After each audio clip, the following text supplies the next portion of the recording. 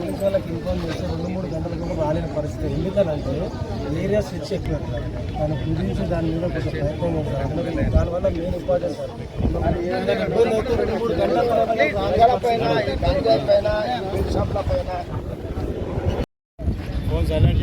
తెలంగాణ వ్యాప్తంగా ఈ గ్రామంలో అయితే ఉపాధి లేక కుటుంబాన్ని పోషించడానికి కొత్త చేత పట్టుకొని ఇక్కడికి వచ్చి స్థిరపడ్డారో ఈ బాలాజీ నగర్ గంజాయికి అడ్డగా మారింది.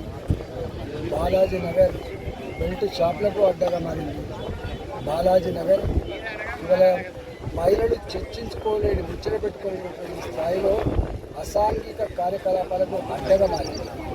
బాలాజీ నగర్లో చెత్తకు మాత్రమే కాదు, ఇవాళ హైదరాబాద్ నుండి చికెన్ వేస్టేజ్, ఫిష్ వేస్టేజ్ తీసుకొచ్చి పెడితే వందల కుక్కలు పుల్లాగా ఇవాళ చిన్న పిల్లల్ని బాలాజీ నగర్లో ఏంటంటే మహిళలు వాళ్ళకు రికార్డు చెప్పాలని చెప్తున్నారు. మగవాళ్ళు పొద్దున 7 గంటలకు పనికిపోతే రాత్రి ఎప్పుడో 9 గంటలకు 10 గంటలకు. మహిళలు ఇళ్లలో పనిచేయడానికి, కంపెనీలో పనిచేయడానికి పోతే సాయంత్రం మళ్ళీ ఇంటికి వస్తారు. ఆ అమ్మ నాన్న పని చేయకపోతే కుటుంబం జీవించే పరిస్థితి ఎదుగా. ఆ చిన్నపిల్లల్ని ఇళ్లలో వదిలిపెట్టిపోయినప్పుడు మళ్ళీ వచ్చేంత వరకు బిక్కుమంటూ మా పిల్లల బతికిందని చెప్పి ఆందోళన పడే పరిస్థితి.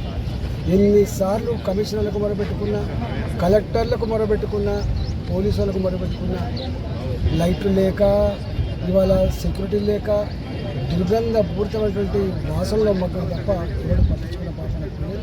దాని ఫలితమే నిన్నగాక మొన్న 15 రోజుల క్రితమే వలస వచ్చినటువంటి ఆ కుటుంబంలో ఉన్నటువంటి ఏకైక కొడుకు 20 నెలలకే ఇవాళ కుక్కలు పీక్క తింటే సభ్య సమాజం ఆశ్రయించుకున్నది. యావత్ మహిళా లోకమంతా కూడా కన్నీళ్ళు పెడతా ఉంది. ఇక్కడ ఉన్న బాలాజీ నగర్లో ఉన్నటువంటి పిల్లలందరూ కూడా మా బతికి గింతేనా అని చెప్పి అలా ఆందోళన పరిస్థితి. నేను నిన్న కలెక్టర్ గారితో మాట్లాడినాను.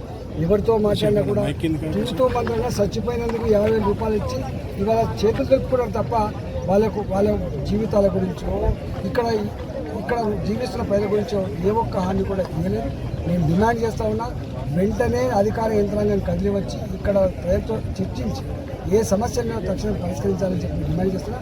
లేకపోతే నేనే నాయకత్వం వహించి దీని పరిష్కారానికి పూనుకోవాల్సి వస్తుందని చెప్పి ప్రభుత్వాన్ని హెచ్చరిస్తాను.